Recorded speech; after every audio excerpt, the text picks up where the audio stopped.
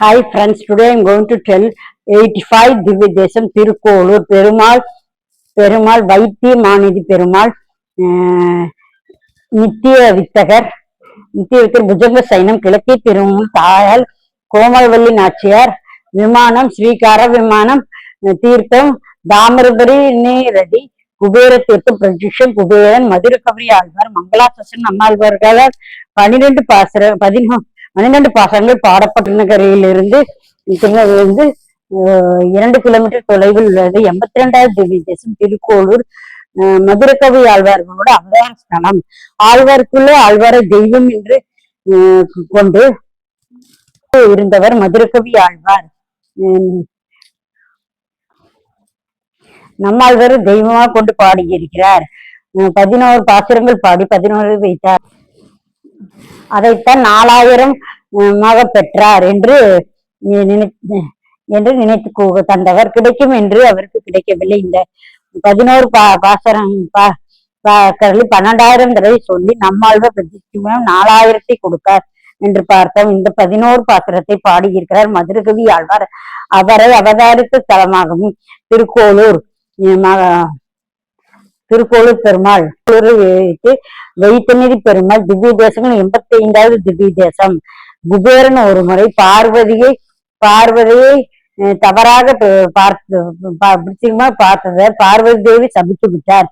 உன்னுடைய அனைத்து நிதிகளும் காணாமல் போய்விடும், உன்னுடைய உருவத்தில் விகாரம் ஏற்படும், ஐயோ தப்பு பண்ணிவிட்டேன் என்று உணர்ந்து பார்த்து பிரார்த்தனை செய்ய, அப்படி சாப விமோசனம் வேண்டுமா, நீ பார்வதி கிழக்கே போ, திருக்கோளூர் இருக்கிறது, தவம் புரிந்து பெருமாள் அங்கு வந்து சைனைக்கு போகிறார், தற்போது உனக்கு ஏற்பட்ட எல்லாம் நடக்கும் என்று பிரார்த்தனை நிறைவேறும். கீழே வந்தார், தவம் போந்தார். இந்த பெருமாள் வைத்தன் மாநிதி பெருமாள் நித்திய பத்திரம் என்று சமஸ்கிருதத்தில் சொல்கிறார். நன்கு சும்மா வைக்கப்பட்ட நிதி குபேரனை நவதிகள் தொலைந்து போய்விட்டு தன் படுக்கைக்கு கீழே நவநிதியாக வைத்துக் கொண்டு இடது கையால் நவதிகள் எல்லாம் அங்கு இருக்கிறது என்று அப்படி மை போட்டு பார்க்கிறார். திருக்கோலத்தில் நீண்ட சயனம் திருக்கோலத்தில் பெருமாள் மாசி மாதம் சுக்லபட்சம் துவாதசி அன்று அவருக்கு தோற்றம் கொடுத்து அன்றிலிருந்து சாயானம் நம்முள்ளே ஆழ்வார் 10 பாசனங்கள் பாடினார். அரவிந்த 6ஆம் திருவையில் உண்ணும் பருகும் நீர் தின்னும் வெற்றிலை ஆழ்வார் என்று எங்கேயும் போக மாட்டார். கண்ணன் தான் வெற்றிலை பார்க்க வேற எங்கும் இல்லை. கண்ணன் தான் தவமாக குடிநீர் தண்ணீர் கண்ணன் தான் பாடி காணாமல் போனது. அவருக்கு தண்ணீர் பருகிறது போல கண்ணன் பார்த்தால் உணவு சாப்பிட்ட மாதிரி இருக்கும், கண்ணனை தொட்டால் வளர்ந்தால் வெற்றிலை பார்க்க போட்ட மாதிரி இருக்கும். நிதி வைத்து மாநிதி இப்படித்தான் நித்தியாக வைத்தான். அசல் ஜாக்கிரதை என்று வட்டி நிறைய வேண்டும் என்றால் அசல் காணாமல் போய்விடும். அதெல்லாம் இந்த பெருமாள் அப்படி இல்லை, அசல் வட்டி பாக்கி இரண்டையும் குறையாது அவரே வைத்து மாநிதி. அதர்வம் பரவி போன காலத்தில் தர்மத்துக்கு தலைகுழி ஏற்பட்டது. தர்மம் இந்த பெருமாளுடைய திருவடிகளில் சரணடைந்து விட்டது. தேவர்கள் எல்லாம் கூட இங்கேயே சரணடைந்து விட்டாரு. தர்மத்துக்கும் அதற்கும் போர் நடந்தது. பெருமாள் சகாயம் செய்து தர்மத்தை ஜெயிக்க வைத்தார் என்பது சரித்திரம். பார்த்த நேரத்திலேயே நித்திய மதுரகவி ஆழ்வாருடைய ஆஸ்தானம். இப்படித்தான் திருக்கோளூர் திவ்ய தேசத்தை தரிசனம் செய்வோம். நம்மாழ்வார்கள் 10 பாசரங்கள் பாடப்பட்டுள்ளது. எம்பொருந்திய நிஷிய பவித்திரனே வந்தன என்று வைத்தநிதி பெருமாள் புஜங்க சயனம். இவருக்கு திருக்கோள் மதுரகவி ஆழ்வார்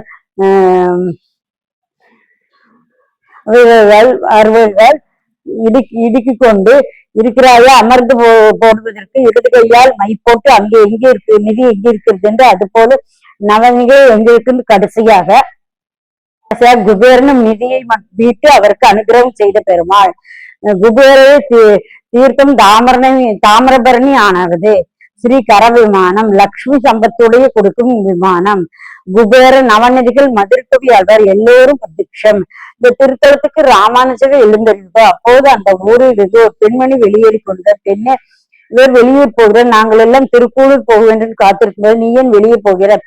அவள் இது இங்கு இருக்க வேண்டும் என்று எனக்கு பெருமானே இல்லை, நான் ஏன் திருவடிகளே இப்போ இப்போ போல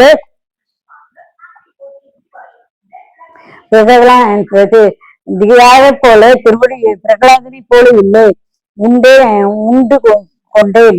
அதாவது எனக்கு ஜாக்கிரதா இல்லையே என்று நான் வெளியே போறேன். அப்படியே தினத்தன்று போய் அவள் மேலே 81 வார்த்தை 81 சொன்னேன். அதுபோல பெண்ணே, உனக்கு இந்த ஊரில் இருப்பதற்கு போக்கிற்கு இவ்வளவு அழைத்து போக அவருடைய கைகளால் பிரகாரத்தை சுற்றினார் என்று